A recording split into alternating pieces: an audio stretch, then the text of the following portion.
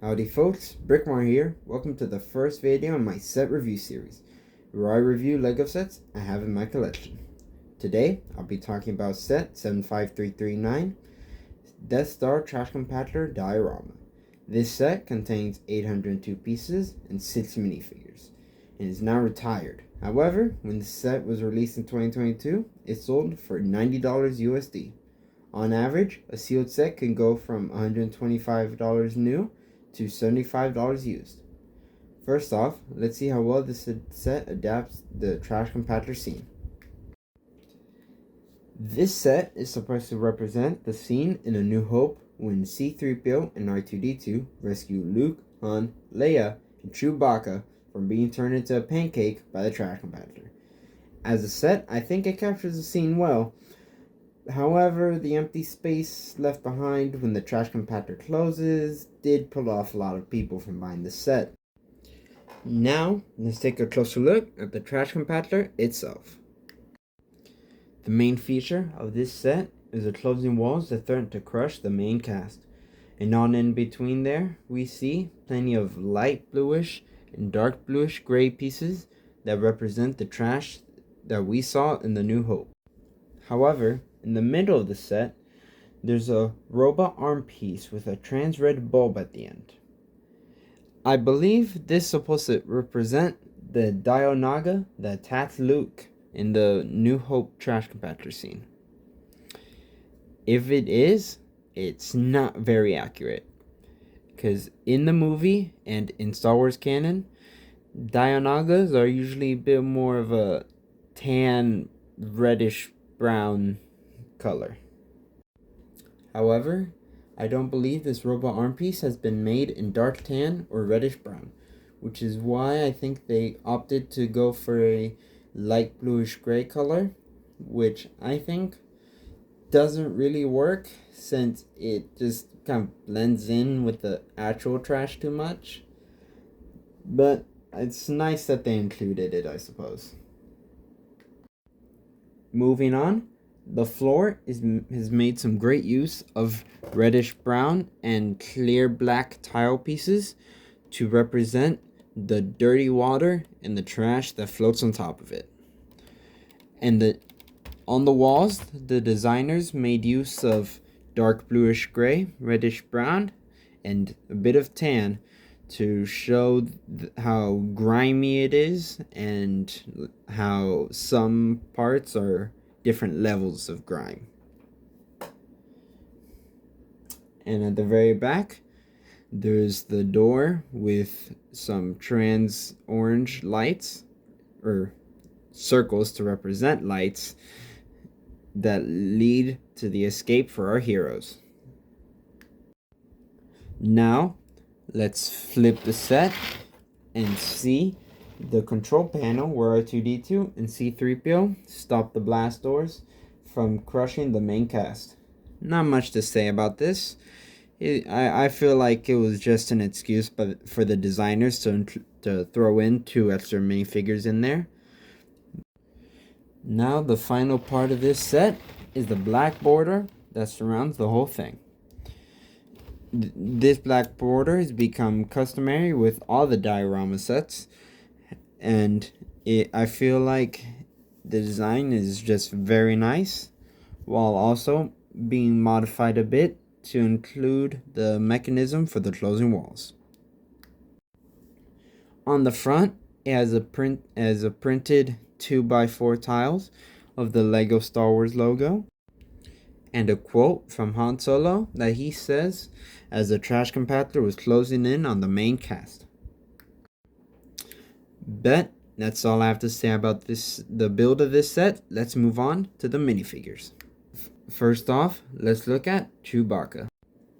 Not much to say about him. He's the exact same Chewbacca they've been using since 2014, with a few minor variations, of course. He's mostly dark brown with dark tan printing for his fur and a silver bandolier. In this set, they gave him the big metal stick pipe thing that the main cast try to use to kind of stop the walls or at least slow it down a bit when it was going to crush them. But that's enough about him. Let's move on to the next figure. Overall, this is a very solid Chewbacca design. I can tell why it's been in use for over 10 years now. However, for $90, I kind of would have hoped for an exclusive Chewbacca, like some, like, let's say dirty mud water or something. Like similar to what they did with the ATSC, also in 2022, where they gave Chewbacca a bit of snow on his printing. And that set was only like $45 or something. And a little bit lazy out on Chewbacca here. The next figure I'm going to talk about is Princess Leia. Though I have even less to say about her since she's been completely reused in other places just like Chewbacca. The only thing of note is that this set gives her plain white legs. However, in other sets, she has a molded skirt piece. This set opted to use white legs so that she can move around in more dynamic poses. That's all I have to say about this figure. Let's move on to the Stormtrooper figures. Now, let's take a look at Stormtrooper Han and Stormtrooper Luke. There's not much to say about their face prints or hair design, since we've seen them all before on so many figs. However, I will say that Luke uses a dark tan in this set, which is a recent trend that they've decided to give Luke dark tan hair instead of normal tan. The real interesting part about these figs are the torso and legs, which were actually introduced in this set and have been in 3 more sets since. I think this is a solid upgrade to the Stormtrooper designs we had before. However, unlike some people with the new Stormtrooper helmets, I don't have strong opinions on the Stormtrooper design as a whole, so I'll just move on to the next figure. Next up, let's look at R2-D2. Some people may not consider astromechs as figures, but Bricklink.com does, so I do too. From the front, you wouldn't say there's much special about this version of R2. However, if you turn it around, you see that this version of R2 has brand new printing at the time on its back. I think this is a solid upgrade from the previous versions of R2-D2 that we had. For the longest time, I didn't know how LEGO could improve R2-D2 or other astromechs, but back printing is, I think, a really solid way to do it. Though other than that, I don't have much to say about this figure, so let's move on to the last figure. The head is the same protocol droid head they've been using for C-3PO for many years.